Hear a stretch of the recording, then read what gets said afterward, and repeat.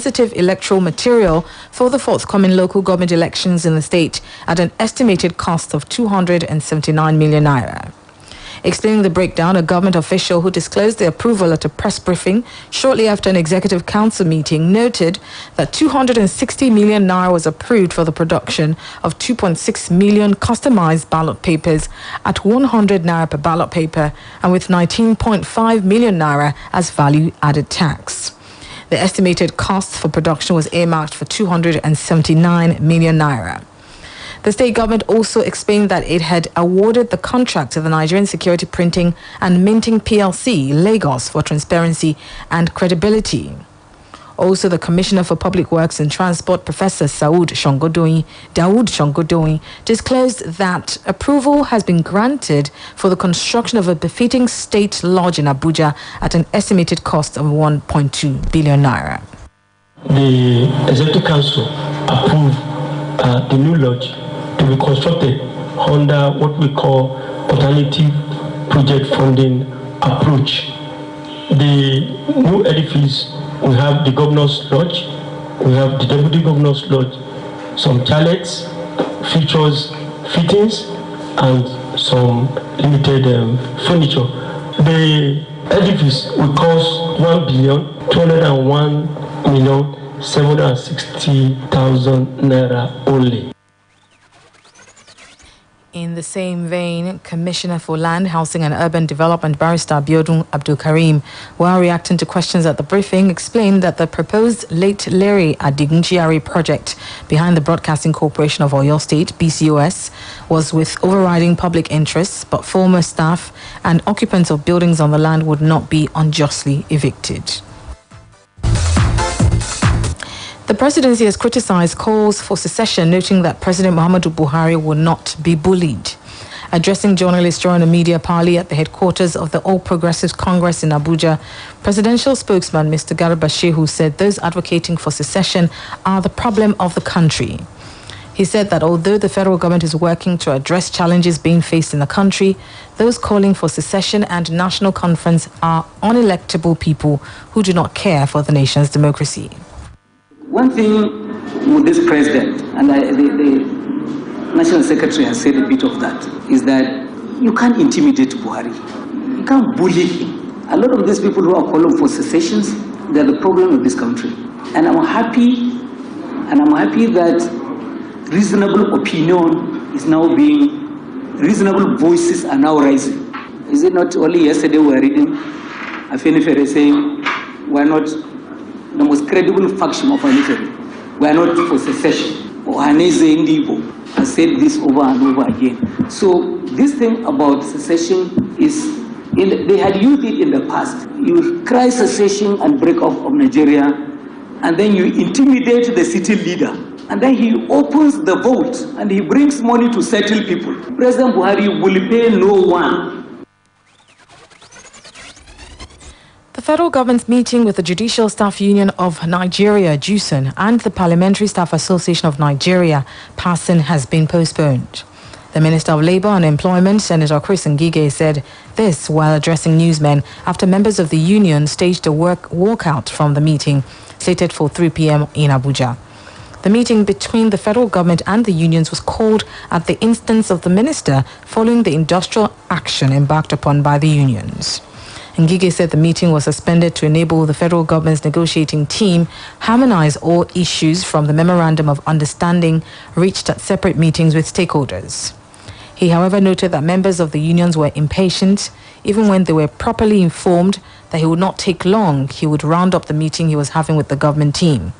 The minister listed members of the government team to include the Solicitor General of the Federation, Mr. Dayo Akpata, the Director General of Nigerian Governors Forum, Ashisha Nobayo Okauru, and the Senior Special Assistant to the President, Senator Ita Enang.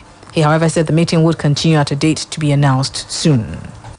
Governors Forum on one side, the judges who are heads of courts, the Judicial Union, the Parliamentary Union, and the speakers, Conference of Speakers. So they have reached an agreement at the parley they had with the Chief of Staff. And that was why we reconvened for today. We gave them an appointment for today. We gave them another appointment by last Friday because we were in the know that by yesterday, the necessary agreements will have been reached. And once necessary agreements have been reached as memorandum of understanding, we'll bring everybody here and detail them with timelines and time frame. The governors have given an undertaking that that autonomy will be implemented by end of May. The Nigerian Senate has called for the liberalization of Nigeria's cement policies to boost production and subsequently reduce the price of the commodity. The upper chamber made the call amid resolutions reached sequel to the consideration of a motion brought to the floor by Senator Ashiru Yelola and 5 others during plenary. The lawmakers had during the debate expressed concern that if the status quo persists, the negative consequence of high prices on the economy will outweigh the benefits of producing cement locally. Considering the infrastructural deficit in this country, housing deficit, private and public houses deficit, unemployment in this country, cement appears to be a critical commodity that has effect on our national economy. It's therefore important that we pay attention to this commodity, like we pay attention to other commodities such as fuel, for example. Mr. President, I think this motion is up, and I urge the Senate to pay attention to all the prayers so that we can have an intervention in this industry because of its reverberating effect on our national economy. I so support it. Nigerian cement factory is oligopolistic in nature, with just 3 players.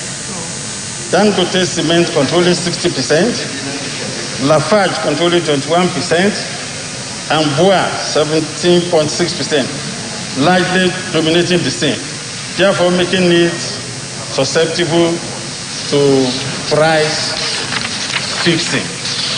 Convinced that if the status quo persists, the negative consequence of high price on the economy will outweigh the benefits of locally processing cement.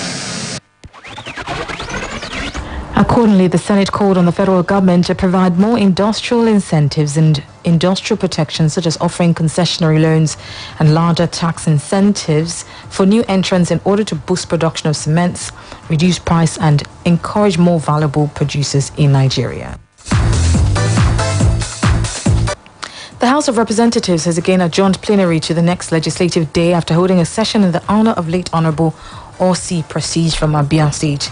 The corpse of the deceased member had been brought to the Green Chamber in order to enable members pay their last respect. Correspondent Sandra Michaels completes the report. Honorable Osi Prestige, I can stand here boldly to say, in the course of doing or discharging that responsibility, which was quite obnoxious, I cannot remember any single voice that had any issue with Osi Prestige in the course of the discharge of that very hectic responsibility.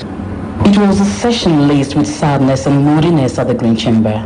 Lawmakers from the House of Representatives and close allies of the deceased made emotional comments on his lives and times. I will try to speak, like I said, with a smiley face. Because even though as we grieve, I believe Osi Prestige, our brother, will want us to be happy. We only have those things that, the goodness of him and the things that have been said about him that we have to hold on to. And this is what will bring a smile to my face as best as I can. This said his presence will be greatly missed by the Parliament and the country in general. The Speaker described him as a man of great character and influence. Osi has left his footprints in the sands of time. He was as committed as he was passionate. He had a consuming energy. He lived larger than life itself. These are the things I want to remember. These are the things I want to hold on to. House Leader Al-Azan Dogowa says his demise and the other 2 lawmakers should be a great lesson to the leaders of the country, urging them to emulate his positive landmarks. May I use this opportunity, Mr. Speaker, honorable members, to therefore urge honorable members and all leaders alike at all levels of government to consider these unavoidable circumstances of death as a lesson or experience for all members, especially in the leadership of this country, to continue to be reminded to serve with heart and might a nation that is bound on peace and unity. The House Leader, however, appealed to the House to adjourn plenary after the legislative ritual has been carried out in order to douse the moodiness created by the absence of the late parliamentarians. The mood that we have set now this morning is going to make it quite impossible for us, Mr. Speaker, even after doing the rituals now, to continue our legislative business for today. I would like to, of course, read in the mood of members, the Honorable Speaker, that after doing the rituals, just have to, I plead that we adjourn till tomorrow. The session was attended by his close relatives, political associates, friends, relative of Abia State government, amongst others. From the National Assembly, Sandra Michaels reporting. Now, Controller General of the Nigeria Immigration Service, Mohammed Babandede, has called for effective border management structures to curb cross-border crimes. Babandede told newsmen in Abuja that irregular movement of people and goods had been the challenge of border security officers. This, he said, required enhanced migration and border management facilities. According to him, in the year 2020, passenger movement across the air borders is 1.2 million and across land borders is 1.8, while seaports recorded 213,161. He added that stowaways intercepted were 106. He, however, called for interagency collaborations for safer migration through bilateral, multilateral cooperation, partnerships, training and retraining of its workforce to ensure a safe border and safe nation.